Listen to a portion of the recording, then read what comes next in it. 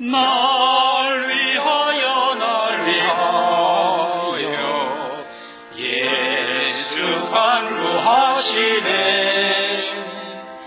형님같이 대신하여 진한 고통 당했네. 거룩하신 보좌 앞에 항상 주 여호와께 나의 죄 사하시기를 쉬지 않고 계시네. 나의 맘에 예수님이 계셔서 빈 영원토록 가득하게 하시네. 내가 천국 가는 동안 오시기를 바라고 새벽부터 저녁까지 기쁜 찬송 늘 하리. 아멘.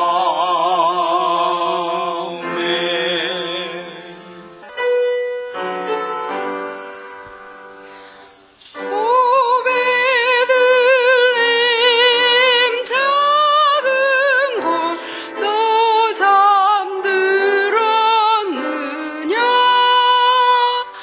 별들만 높이 빛나고 잠잠히 있으니 저 놀라운 빛 지금 캄캄한 이 밤이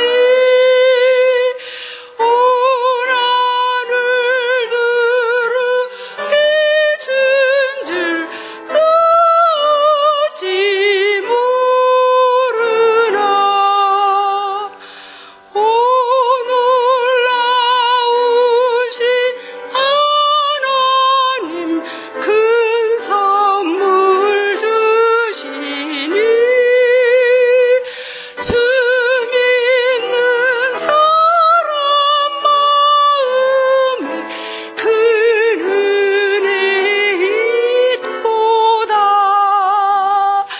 이 지역 세상 사람 주 오심 모르나. 주 영접하는 사람들 그 맘에 오시니.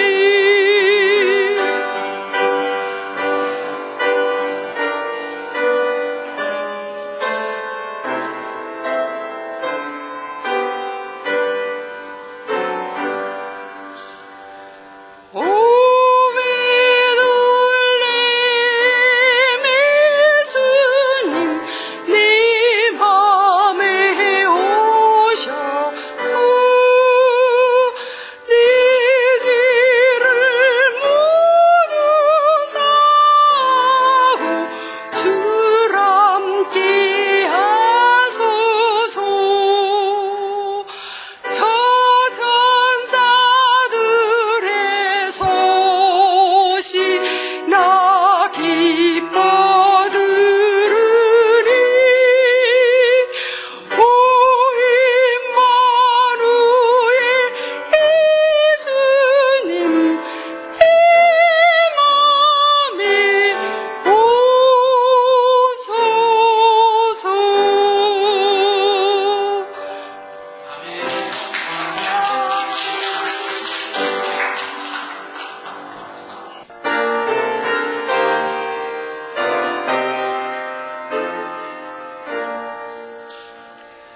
주 하나님 지으신 모든 세계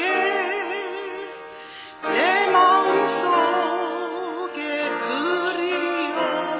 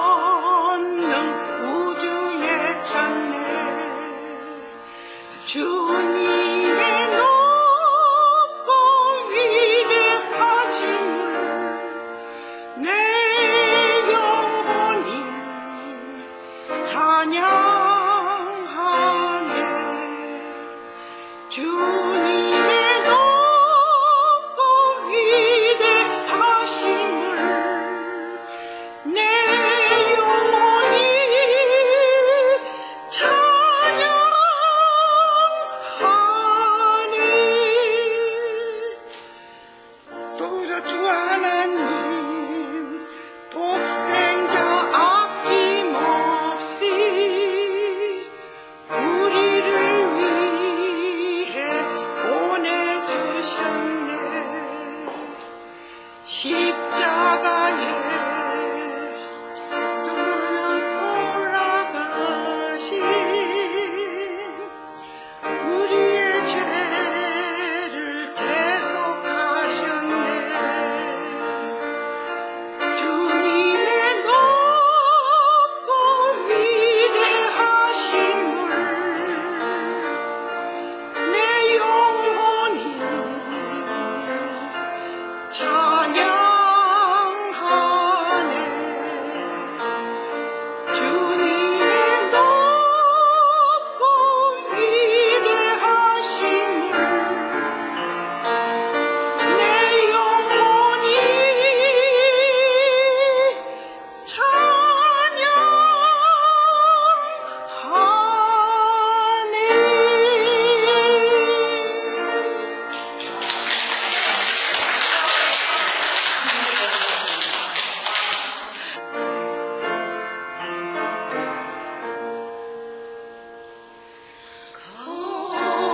고요한 밤, 거룩한 밤, 어둠에 묻힌 밤, 주의 품에 앉아서 감사 기도 드릴 때 아기 잘도 잔다.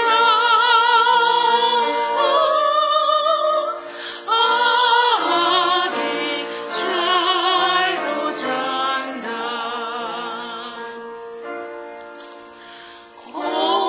고요한 밤, 거룩한 밤, 영광이 둘린 밤, 천국 산성 나타나 기쁜 노래 불렀네. 왕이 나셨도다. 왕이 나셨도다.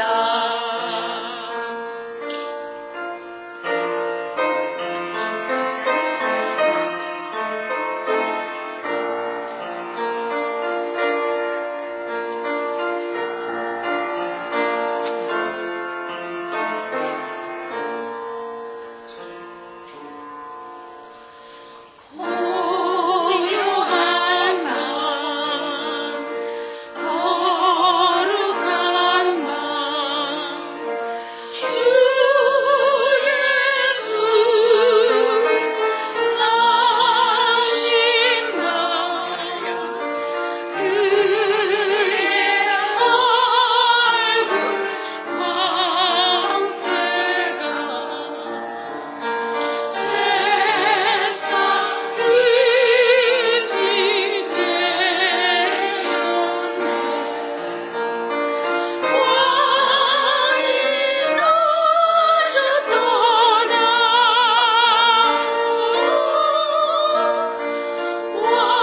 왕이 나셨도다.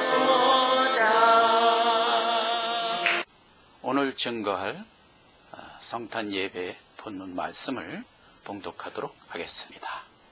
누가복음 2장 8절에서 12절 말씀입니다. 그 지경에 목자들이 밖에서 밤에 자기 양떼를 지키더니 주의 사자가 곁에 서고 주의 영광이 저희를 두루 비추매 크게 무서워하는지라. 천사가 이르되 무서워 말라. 보라, 내가 온 백성에게 미칠 큰 기쁨의 좋은 소식을 너희에게 전하노라. 오늘날 다윗의 동네에 너희를 위하여 구주가 나셨으니 곧 그리스도 주시니라. 너희가 가서 강보에 쌓여 구유에 놓인 아기를 보리니 이것이 너희에게 표적이니라 하더니. 오늘 읽은 이 본문 말씀은 예수 그리스도께서 2000년 전에 이 땅에 몸을 입고 오신 사건에 대한 기록의 말씀입니다. 이 말씀을 중심으로 해서 세상에 다시 오실 주님이라는 제목으로 말씀을 증거하도록 하겠습니다. 수많은 천군 천사들이 밤에 양떼를 지키고 있는 목자들에게 현현합니다. 목자들이 보는 앞에서 장엄한 찬양을 먼저 하죠. 찬양이 끝나자 천사장이 나와서 목자들에게 기다리던 메시아가 이 땅에 마침내 태어났다 하는 내용으로 알려줬습니다. 목자들은 그것을 다 듣고 기쁨에 넘쳐서 천사들이 지시한 대로 베들레헴에 가서 태어나신 아기 예수님을 뵙고 또 천사들이 자기들에게 한 모든 이야기를 어머니 마리아와 그 남편 요셉에게 다 일러주고 그리고 경배하며 돌아갔더라. 예수님이 이 땅에 오실 거라는 약속은 그 당시로부터 무려 1500년 전 모세 때에 분명하게 이렇게 약속을 해 주셨던 것을 이제 우리가 보게 됩니다. 신명기 18장 18절에 보면 내가 그들의 형제 중에 나와 같은 선지자 하나를 그들을 위하여 일으키고 내 말을 그 입에 두리니 내가 그에게 명하는 것을 그가 무리에게 다 고하리라. 이렇게 해서 모세 너와 같은 선지자를 내가 보내줄 건데 그가 오면 백성들의 죄를 보응하고 또 저들의 왕이 되어서 거느릴 것이다. 이렇게 약속을 해 주셨습니다. 그 호렙산에 모여있던 이제 출애굽한 수많은 백성들은 그때부터 소망을 가지고 이제 살아가게 됩니다. 그러니까 하나님은 이제 그때 그는 나의 말을 너에게 전할 것이다. 그러므로 그가 하는 모든 말은 입에서 나오는 즉시 증언이 되고 성취가 되리라. 그러므로 너희가 절대로 그를 못 알아보는 일은 없을 것이다. 이렇게 말씀해 주셨습니다. 이제 무슨 말을 하든지 그대로 성취되는 예는 인간 세상에서는 없죠. 그런데 이제 그분이 오면 그분이 하는 모든 말은 눈앞에서 성취되고 증언되는 것을 너희가 확인할 수 있을 것이다. 그러므로 보내주실 그분이 너희 앞에 나타나면 너희는 절대로 못 알아보는 일은 없을 것이다. 이렇게 이제 확인을 해 준 것입니다. 그로부터 이제 800년이 흘렀습니다. 그래서 이사야 선지자 때에도 한 번 더 언급을 해 주십니다. 이사야서 7장 14절에 보면 그러므로 주께서 친히 징조로 너희에게 주실 것이라 보라 처녀가 잉태하여 아들을 낳을 것이요 그 이름을 임마누엘이라 하리라. 그런데 이 말씀은 어떤 상황에서 주신 말씀이냐면 유다 왕 아하스 때에 이사야 선지자의 입을 통하여 아하스 왕에게 주신 말씀이었습니다. 아하스 왕은요 유다의 왕으로 재임하면서 우상을 숭배하는 아주 악한 왕이었습니다. 하나님을 섬기라고 세워주신 왕이 우상을 숭배하니까 하나님께서 이제 그를 징벌하기 위하여 주변에 있는 열강인 아람과 또 떨어져 나간 이제 이스라엘 베가 왕이 동맹을 해갖고 지금 유다를 침공해 들어온 겁니다. 아하스 왕은 이제 힘도 없고 속수무책으로 나라가 멸절될 위기에 놓이게 된 겁니다. 그때 이제 이사야 선지자가 아하스 왕에게 얘기를 합니다. 저들 동맹군이 강할지라도 유다국을 치지 못할 것이다. 그리고 오히려 저들이 패하여 물러나게 될 것이다. 이렇게 이제 말씀을 해주죠. 그러나 아하스 왕은 그 말을 믿을 수가 없습니다. 지금 눈앞에서 벌어지고 있는 상황은 장난이 아니거든요. 그 이제 못 믿고 쩔쩔매면서 있을 때 이사야 선지가 한 번 더 얘기합니다. 틀림없이 아하스 왕이 승리할 거라는 징조를 하나님에게 구해 보십시오. 이렇게 얘기를 하죠. 아하스 왕은 워낙 이제 믿음이 없고 악한 왕이었기 때문에 징조조차 구하지 못합니다. 난 하나님 앞에 징조 못 구하겠습니다. 이러죠. 그러니까 이제 답답한 이사야 선지자가 자기가 그냥 대신 그 징조를 알려줍니다. 그 알려준 징조가 바로 지금 이사야서 7장 14절 이하의 말씀입니다. 그러므로 주께서 친히 징조로 너희에게 주실 것이라 보라.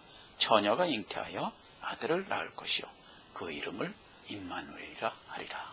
그런데 이 말씀이 어째서 징조가 되는 것일까요? 지금 하나님께서는 메시아 약속을 오래전서부터 이스라엘 백성들에게 해주셨습니다. 다윗 초대 왕 때도 다윗의 언약, 메시아가 내 위에서 나오게 될 것이다 라고 약속을 해주시죠. 결국 이런 얘기입니다. 유다의 열왕들이 쭉 이어서 결국 유다 맨 마지막 족보에서 약속한 메시아가 태어나게 될 것이다. 이렇게 이제 약속이 된 것이거든요. 그런데 지금 아하스 왕은 유다 족보 중간쯤에서 지금 이런 이제 위기를 맞고 있는 겁니다. 그러면 아하스 왕이 패하여 멸망이 되면 메시아가 유다 족보 끝에 태어나리라고 약속했던 그 말씀이 실패로 돌아가는 거잖아요. 그럴 수는 없는 겁니다. 하나님이 하신 약속은 반드시 성취되는 것이잖아요. 그러므로 지금 이 아하스 왕은 이 전쟁에서 패하여 멸망할 수가 없는 겁니다. 하나님의 그 언약의 약속이 이렇게 분명하게 확립되어 있는 상태에 지금 아하스 왕이 그 족보선상에 부름을 받고 있단 말이에요. 그래서 마침내 메시아는 유다 족보의 맨 마지막에서 태어나도록 하나님이 작정을 하셨거든요. 그런데 아하스가 지금 저들 동맹군에 의하여 멸절되어 망함으로 유다 족보가 여기서 끝날 수가 있겠습니까? 없지요. 당연히 없죠. 이것을 하나님이 이사야 선지자의 입을 통하여 거꾸로 확인시켜 준 겁니다. 거꾸로 확인시켜 준 거예요. 그렇죠. 이렇게 해서 너희 족보 끝에 메시아가 태어나도록 하나님이 작정하셨는데 내가 여기서 멸망할 수 있겠느냐? 이 말이에요. 없죠. 당연히 없죠. 그걸 아하스에게 확인시켜 준 겁니다.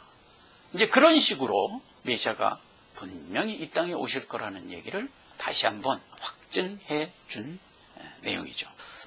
동시대에 미가 선지자를 통해서 하나님은 또 이렇게도 그 약속을 구체적으로 해 주셨습니다. 미가서 5장 2절에 보면 베들레헴 에브라다야 너는 유다 족속 중에서 작을지라도 이스라엘을 다스릴 자가 내게서 나올 것이라 그의 근본은 상고의 태촌이라. 이렇게 이제 약속을 해줍니다. 상당히 구체적으로 약속해 주죠. 이런 식으로 여러 번 자주 그리고 분명하게 메시아가 태어날 것을 알려주면서 마침내 예수 그리스도가 이 땅에 태어나게 되었던 것입니다. 그렇다면 이 약속을 받고 메시아를 기다리고 있던 모든 이스라엘 백성들은 오신 그 메시아를 마땅히 알아봐야 되는 것입니다. 왜 그렇죠? 하나님이 약속해 주셨거든요. 그분이 오시면 그가 그의 입을 통하여 하는 모든 말은 나의 말이다 이거예요. 예수님은 하나님이세요. 그러니까 예수님이 하는 모든 말씀은 사실상 하나님의 말씀이세요. 그런데 아들이라는 직함으로 이 땅에 오셨기 때문에 예수님이 하는 모든 말씀은 아버지 하나님의 말씀이다. 이렇게 이제 우리가 인식을 하는 거잖아요. 그 말씀이 예수님 입에서 나오면 그대로 증언이 되고 그대로 성취가 되는 역사가 일어날 것이라고 애당초 모세를 통하여 백성들에게 알려줬잖아요. 그러니까 그가 이 땅에 오면 모든 이스라엘 백성은 그를 미싱할 수가 없는 겁니다. 그렇죠. 당연히 알아볼 수 있어야 되는 겁니다. 자, 이제 그런 상황에서 막상 그가 지금 왔습니다. 예수님이 이제 공생애를 처음 시작하면서 마귀 시험을 끝내고 자기가 자라나신 나사렛 마을로 들어가서 첫 설교를 합니다. 이제 회당에 들어가시죠. 예수님께서 이제 그 성경책을 탁 펴서 이렇게 된 데를 찾아서 읽습니다. 누가복음 4장 16절 이하를 읽겠습니다. 예수께서 그 자라나신 곳 나사렛에 이르사 안식일에 자기 규례대로 회당에 들어가서 성경을 읽으려고 서심해 선지자 이사야의 글을 들이거늘 책을 펴서 이렇게 기록한 데를 찾으시니 곧 18절입니다. 주의 성령이 내게 임하셨으니 이는 가난한 자에게 복음을 전하게 하시려고 내게 기름을 부으시고 나를 보내사 포로된 자에게 자유를, 눈먼 자에게 다시 보게 함을 전파하며 눌린 자를 자유케 하고 주의 은혜의 해를 전파하게 하려 하심이라. 이렇게 이제 읽고 이제 책을 덮으시면서 예수님이 무리에게 이릅니다. 오늘날 이 내용이 너희 목전에서 성취되었느니라. 이렇게 얘기합니다. 이게 무슨 얘기예요? 이사야 선지자는 지금 누구를 지칭해서 이 얘기를 했습니까? 메시아가 오면 그가 이렇게 할 것이다 라고 이사야 선지자가 쓴 글이거든요. 이제 그 글을 읽고 이 내용이 지금 너희 목전에서 성취되었느니라 이렇게 얘기했다는 얘기는 여기서 말하는 메시아가 곧 나니라 이렇게 얘기한 셈이잖아요. 그러니까 너희가 기다리던 메시아다 이렇게 이제 첫 설교에서 선포를 한 겁니다. 그러니까 그 얘기를 듣고 있던 그 무리들이요 격분을 해버립니다. 거기가 어디라고 그랬어요? 예수님이 자라신 나사렛이라고요. 그 나사렛에 주민들이 지금 다 모인 거잖아요. 그럼 그 예수가 누군지 알잖아요. 아, 목수 요셉의 아들 예수라는 거를 이제 거기 동네 사람들이 다 안단 말이에요. 근데 그가 내가 메시아다 이렇게 선포를 한 꼴이 되잖아요. 근데 또 동네 사람들이 격분을 해갖고 예수를 끌고 그 동네가 형성된 낭떠러지까지 끌고 가서 밀쳐 떨어뜨려서 죽이려 했습니다. 성경에 보면 예수님은 거기서 죽으실 수가 없죠. 예수님은 이제 목적을 갖고 이 땅에 오셨잖아요.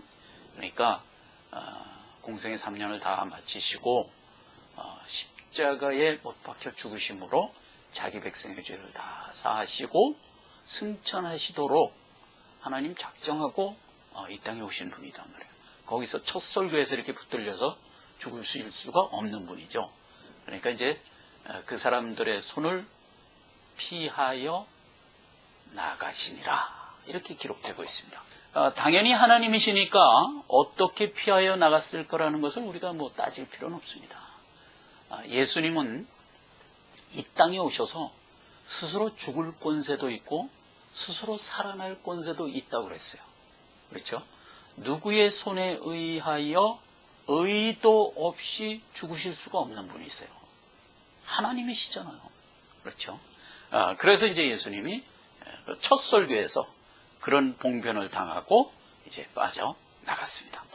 예수님이 이 땅에 오시면 그가 메시아라는 것을 확실하게 알아볼 수 있다고 하나님은 말씀해 주셨어요. 그렇죠?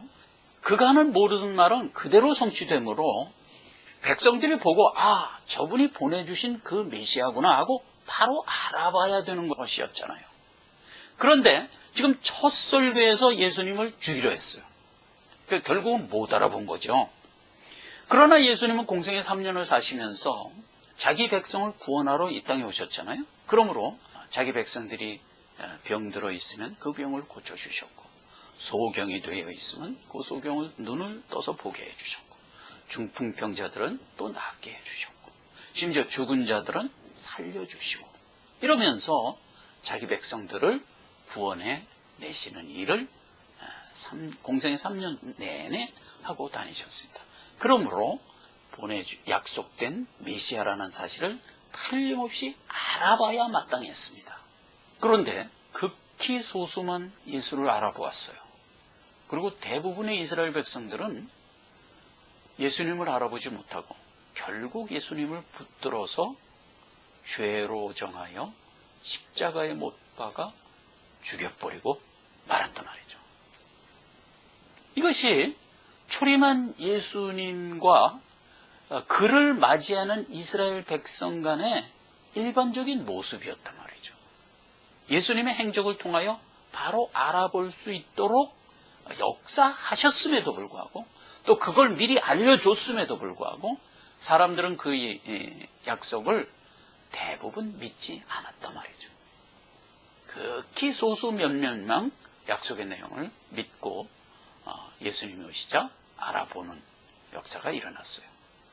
그러므로 초림하시는 예수님을 전후해서 구약의 모든 백성들과 신약의 모든 백성들은 동일한 예수 그리스도라는 구원자를 향한 믿음이라는 이 동일한 은혜 아래 구원을 얻도록 하나님이 역사하신 것이다 이 말입니다. 그러므로 예수님의 초림은 우리에게 은혜의 때이며 또한 우리에게 구원을 받을 수 있는 기회의 때다라는 것을 우리가 이제 인식을 해야 되는 것입니다. 요한복음 3장 17절 말씀을 보면 하나님이 그 아들을 세상에 보내신 것은 세상을 심판하려 하심이 아니요 저로 말미암아 세상이 구원을 받게 하려 하심이니라 이랬어요. 요한복음 12장 47절에도 동일한 말씀을 이렇게 기록합니다. 사람이 내 말을 듣고 지키지 아니할지라도 내가 저를 심판하지 아니하노라. 내가 온 것은 세상을 심판하려 함이 아니요 세상을 구원하려 함이로라 이랬어요. 아담 이후 모든 인류는 하나님의 심판 아래 놓여 있는 자들이다 이겁니다. 그러한 우리를 하나님이 구원하기 위하여 초림하신 것입니다. 예수님은 하나님이시잖아요. 하나님은 당연히 죄를 심판하실 분이잖아요.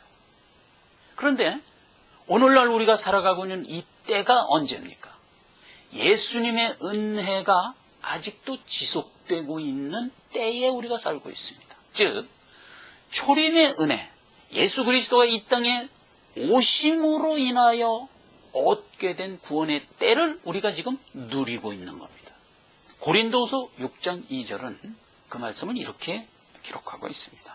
가라사대 내가 은혜 베풀 때에 너희를 듣고 구원의 날에 너를 도왔다 하였으니 보라 지금은 은혜 받을 만한 때요 보라 지금은 구원의 날이로라. 바로 지금을 얘기하는 겁니다. 지금이 어떤 때라고요? 구원 얻을 때란 말이죠. 지금이 어떤 때라고요? 은혜 받을 때라고요. 지금은 바로 기회의 때란 말이죠. 이 귀한 구원의 은혜를 하나님 언제까지 이어갈 겁니까? 영원히 이어갈 수는 없습니다. 왜냐하면 예수님이 이 땅에 오셔서 구원사역을 다 이루시고 승천하시면서 우리에게 주신 말씀이 내가 곧 다시 오리라 이렇게 약속해 주셨어요. 자기 백성을 거두어 가시기 위하여 이 땅에 오실 뿐만 아니라 그때에 끝내 예수님의 은혜의 손길을 거부하고 예수님의 구원의 은혜를 저버린 자들은 하나님이 또 심판을 하게 될 것입니다. 곧 오시겠다고 하고 승천하신 이후 2000하고도 14년이 흘렀습니다.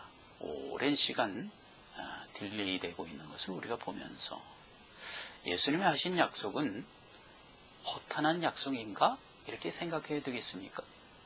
베드로서 3장에 예수님이 이렇게 더디오는 것은 모든 사람이 다 회개하기에 이르기를 원하시기 때문이다. 이렇게 기록하고 있는 것을 우리가 보지 않습니까? 그러므로 이제 언제 오실지 모르지만 벌써 예수님이 오시겠다고 약속한 이후 2000하고도 14년이 흘렀습니다. 모든 인류에게 충분한 시간을 준 겁니다. 정말 귀한 은혜요, 귀한 기회의 때를 충분히 주신 것입니다. 앞으로 얼마나 더 있다 예수님이 올지 우리는 아무도 알 수 없습니다. 그러나 주님은 늘 말씀하십니다. 내가 곧 다시 온다. 오늘 성탄을 맞아서 우리 모두는 다시 오실 주님을 또 생각해야 됩니다. 초림하실 예수님을 순전한 믿음과 하나님이 주신 언약의 말씀을 순전하게 받아 기다렸던 수많은 주의 백성들이 구원을 얻은 것과 같이 동일하게 다시 오실 주님을 우리는 순전하게 받아 어서 오시옵소서 하며 기다릴 때 우리는 다시 오시는 주님을 기쁨으로 맞이할 수 있을 것입니다. 그럼에도 불구하고 주님 오시는 그날 끝내 주님의 구원을 거절하고 그 자리에 서 있지 못한 자들이 있다면 그에게는 영벌이 내릴 수밖에 없다고 성경은 분명하게 기록하고 있습니다. 마태복음 25장 34절 이하로 그때에 임금이 그 오른편에 있는 자들에게 이르시되 내 아버지께 복받을 자들이여 나와 창세로부터 너희를 위하여 예비된 나라를 상속하라. 또 왼편에 있는 자들에게 이르시되 저주를 받은 자들아 나를 떠나 마귀와 그 사자들을 위하여 예비된 영영한 불에 들어가라. 이렇게 기록하고 있습니다. 주님이 다시 오시는 재림의 때는 모든 기회가 마감되고 은혜가 마감되는 때입니다. 그때는 말하자면 추수 때죠. 그래서 주를 믿고 소망을 갖고 신실하게 기다렸던 자들에게는 어떻게 한다고 그랬어요? 창세로부터 너희를 위하여 예비된 나라를 상속하라. 이런 소망의 말을 우리에게 다시 한번 약속하고 있는 겁니다. 그러나 끝내 주님을 거부하고 세상의 그 짧은 일락에 주님을 믿지 않고 살아온 자들에게는 마귀를 위하여 예비된 영영한 불에 들어갈 수밖에 없도록 성경은 말씀하고 있는 것을 우리가 보아야 됩니다. 다니엘서 12장 2절에 보면 이렇게 기록되어 있습니다. 다니엘서는 마지막 때를 향한 하나님의 묵시를 지금으로부터 2500~600년 전에 다니엘 선지자의 입을 통하여 기록하게 한 책입니다. 모든 묵시를 다 끝내고 다니엘서 12장은 이렇게 결론 내리고 있는 것을 보게 됩니다. 땅의 티끌 가운데 자는 자 중에서 많이 깨어 영생을 얻는 자도 있겠고 수욕을 받아서 무궁히 부끄러움을 입을 자도 있을 것이며. 자, 이 얘기가 무슨 얘기일까요? 마지막 날에 모든 자가 죽은 자나 산 자나 모든 자가 다 일단 부활할 것에 대하여 말씀하고 있는 겁니다.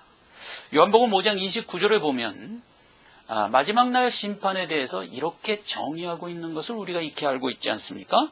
선한 일을 행한 자는 생명의 부활로 악한 일을 행한 자는 심판의 부활로 나오리라 그랬죠. 모든 사람은 다 부활할 겁니다. 악인이나 선인이나 다 부활할 겁니다. 마지막 날에. 선한 일을 행한 자는 누구죠? 항상 성경에서 선하다는 건 주님의 말씀을 순전히 받아 믿음으로 산 자란 말이죠. 그런 자들은 생명의 부활이 될 것이다 이 말이에요. 그러나 끝내 믿지 않고 악하게 산 자들은 하나님의 말씀을 거부하고 믿음으로 나오지 않고 자기의 삶을 자기 뜻대로 살다가 그날을 맞은 자들은 심판의 부활로 나온다고 그랬어요. 그 얘기를 하는 겁니다. 지금 다니엘서 12장 2절이. 땅의 티끌 가운데 자는 자 중에서 많이 깨어, 다 죽은 자나 산 자나 다 깨어날 겁니다. 그래서 어떻게 갈린다고요? 영생을 얻는 자도 있겠고 무궁히 수욕을 받아 부끄러움을 받는 자도 있으리라. 이렇게 얘기했습니다. 이 다니엘서 12장 2절은요, 굉장히 온화하게 마지막 때를 말해주고 있습니다. 이 용어가 굉장히 온건한 말로 되어 있다고 해서 심판을 견딜 만한 것으로 생각하면 안 되는 겁니다. 심판은 절대로 장난삼아 생각할 수 없는 문제입니다. 베드로후서 3장 11절은 마지막 때에 대한 묘사를 이렇게 하고 있는 것을 보게 됩니다. 이 모든 것이 이렇게 풀어지리니 너희가 어떠한 사람이 되어야 마땅하뇨? 거룩한 행실과 경건함으로 하나님의 날이 임하기를 바라보고 간절히 사모하라. 그 날에 하늘이 불에 타서 풀어지고 체질이 뜨거운 불에 녹아지려니와 우리는 그의 약속대로 의에 거하는 바 새하늘과 새 땅을 바라보도다 그랬어요. 그러니까 우리가 새하늘과 새 땅에 들어갈 때 세상은 어떻게 된다고요? 하늘과 땅은 다 뜨거운 불에 체질이 녹아 풀어져 소멸될 거라고요. 그 가운데 남은 자들이 받아야 될 수욕은 무궁한 것이다. 성경은 마지막 날 심판을 받아 영생을 얻지 못한 자들이 받을 참혹성을 가감없이 여과 없이 기록한 것을 우리가 보게 됩니다. 복음서에 보면 예수님이 친히 말씀하시죠. 거기는 구더기도 뜨거운 불에 소금 치듯 하면서 영원히 죽지 못하는 것이다. 그 말씀을 듣고 있는 무리들에게 이렇게 얘기합니다. 너희 만약 눈이 범죄하거든 눈을 빼버려라. 너희가 만약 손과 발이 범죄하거든 손과 발을 찍어버리라. 그렇게 해서라도 지옥만은 가지 마라. 이렇게 얘기했지 않습니까? 얼마나 그곳은 가서는 안 될 곳이면 이렇게까지 얘기를 하셨겠습니까? 수많은 다른 성경에 보면 그 마지막 날 구원받지 못한 자들이 받을 그 엄청난 고통에 대한 내용을 여과 없이 기록한 것들을 우리가 많이 보게 됩니다.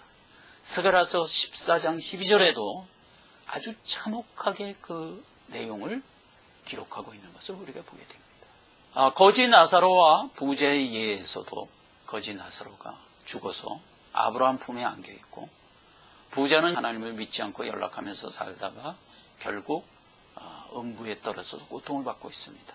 얼마나 견디기 어려웠으면 나사로를 먼발치에서 보면서 하는 말이 손가락에 물 한 방울만 찍어서 내 설을 서늘하게 하소서. 내가 불꽃 가운데 고민하나이다. 여기서도 상당히 유연한 언어로 기록했죠. 그러나 이 고통이 끊이지 않고 지속된다는 것이 지옥이 얼마나 비참한 곳인가 하는 것을 가장 극명하게 드러내주고 있습니다. 항상 지옥은 얼마나 견디기 힘들고 얼마나 고통스러운 곳인가를 묘사함과 아울러 항상 같이 증거되는 말씀이 뭐냐면 그 고통이 끊이지 않고 영원히 지속되리라 라는 말씀에 있다는 사실을 사람들이 인식을 못하는 것 같습니다. 영원히 지속될 것이다 라는 말이야말로 지옥의 비참함을 가장 극명하게 강조해 주는 말이 아닐 수가 없는 겁니다. 개인적으로 저는 청년 시절에 아주 아픈 수술을 한번 받아본 경험이 있습니다. 옛날에 이제 그 민간요법에 의하여 치료하던 사람들이 있을 때입니다. 저희가 형편이 넉넉지 못해서 정식병원에 가지 못하고 그런 민간요법으로 치료하는 자에 의해서 잘못된 부위를 제거하는 치료를 받은 적이 한 번 있습니다. 치료를 받는 과정에서 제가 이제 엄청나게 감내하기 힘든 고통을 약 한 열흘간 받은 경험이 있습니다. 근데 그 고통이 한번 이렇게 오면 견딜 수 없는 고통이 한 2시간에서 길게는 5, 6시간까지 지속됩니다. 너무 아프면요 비명도 못 질러요. 그냥 헉헉 하면서 감내해내는데 할 수 있는 것은 손톱으로 벽을 팍팍 긁으면서 견뎌내는 겁니다. 그때 제가 고통 중에 이런 생각을 한 기억이 납니다. 이렇게 아플 바에는 차라리 죽었으면 좋겠다. 이렇게 생각을 했어요. 이렇게 아플 바에는 차라리 죽었으면 좋겠다. 이제 나중에 이제 그 병을 다 낫고 나서 제가 나중에 이제 예수를 믿으면서 성경을 통해서 지옥의 비참함을 보게 됐습니다. 지옥이 얼마나 비참한 것인가 하는 것을 보면서 제가 분명하게 인식하는 것은 바로 이 점이었습니다. 고통이 영원히 지속될 것이라는 점에서 그렇단 말이죠. 저는 옛날에 그 고통을 겪으면서 이렇게 잘못 생각했었어요. 죽으면 모든 고통이 끝나는 줄 알았어요. 그래서 제가 원한 게 차라리 죽었으면 좋겠다 이렇게 생각했던 거거든요. 근데 그건 천만의 말씀이라고요. 구원받지 못한 자들이 죽으면 그때부터 고통은 영원히 시작되는 겁니다. 죽으면 끝이라니요. 어림도 없는 소리입니다. 로마서 1장에 보면 구원받지 못한 자들이 자기의 정욕대로, 자기의 잘못된 생각대로 놓아둠으로써 저들이 스스로 자기 죄에 대한 벌을 받는 곳이라고 정의를 하고 있습니다. 어디가? 이 땅이. 죄인들은요, 저 좋은 대로 살아갑니다. 저 좋은 대로 살아가는 것 자체가 이미 벌이라고요. 괴롭고 슬픔 가운데 사실상 살아갑니다. 거기서부터 사실 벌이죠. 그러면 이 땅의 삶의 수완이 끝나면 그 모든 슬픔과 괴로움은 종결이 되는 것일까요? 아니요. 성경은 단호히 얘기합니다. 이 땅을 하직하는 그 순간부터 심판의 고통은 본격적으로 열리는 겁니다. 그리고 그 고통은 영벌로 이어지는 겁니다. 이걸 우리가 알아야 되는 겁니다. 이걸 사람들이 알아야 되는 겁니다. 저는 고통을 당하면서 이 고통이 끊어지기 위해서 구했던 것이 차라리 죽었으면 좋겠다였어요. 그러나 그거는 지극히 잘못된 생각이었다. 어리석은 생각이었다. 죽으면 그때부터 고통은 본격적으로 시작되는 것입니다. 그가 만약 죄인인 상태로 죽었다면 말입니다. 그러므로 주님이 다시 오실 때에 구원받지 못하여 영벌로 떨어지는 것은 절대로 장난삼아 생각할 내용이 아닌 것이다.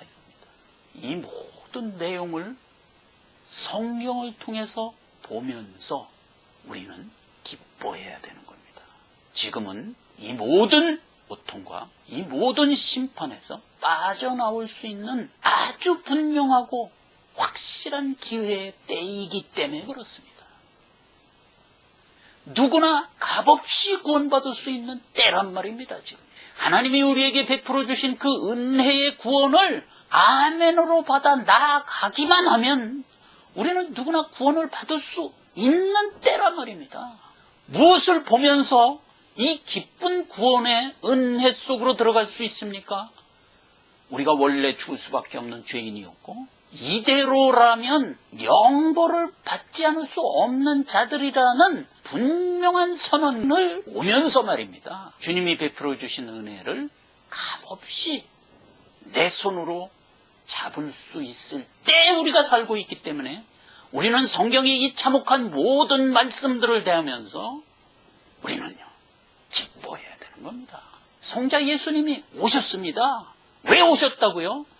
그런 우리의 참혹한 상태를 돌이켜 생명으로 바꿔주기 위해서 오셨단 말이에요. 오늘 성탄을 맞아서 우리가 이것을 확인하는 겁니다. 그리고 우리는 기뻐해야 되는 겁니다. 이 기회를 넉넉히 붙들 수 있도록 하나님이 우리에게 충분한 시간과 기회를 주셨다는 사실에 우리는 감사해야 되는 겁니다. 그리고 예수 그리스도가 다시 오시는 그날을 우리는 소망으로 바라봐야만 되는 것입니다. 기도하겠습니다. 하나님 아버지, 은혜와 사랑을 감사드립니다. 하나님께서 오늘 성탄을 맞아서 다시 오실 주님에 대하여 우리가 살펴보았습니다. 오고는 수많은 세월, 또 지금 우리가 몸담아 살고 있는 이 때는 우리가 죽을 수밖에 없는 죄인의 자리에서 하나님의 자녀로 생명 갖고 나아갈 수 있는 귀한 은혜를 베푼 때이며 이것을 값없이 누릴 때이며 하나님 앞에 누구나 나아올 수 있는 기회의 때인 것을 우리가 알았습니다. 이 귀한 하나님의 은혜를 오늘 성탄을 맞아 더욱 감사하면서 내가 누린 이 모든 구원의 은혜를 나만 누릴 것이 아니라 주변에 있는 모든 사람들에게 전하고 그들도 함께 이 복된 자리에 함께 할 수 있도록 하나님 우리를 채근하시고 우리의 입을 열게 하시고 또 우리의 모든 손길과 발길이 그 일을 위하여 일하게 하셔서 주변에 있는 모든 이웃을 진정 사랑할 수 있는 자 다 될 수 있도록 우리의 발걸음을 인도하여 주옵소서. 주님의 이름으로 기도했습니다. 아멘.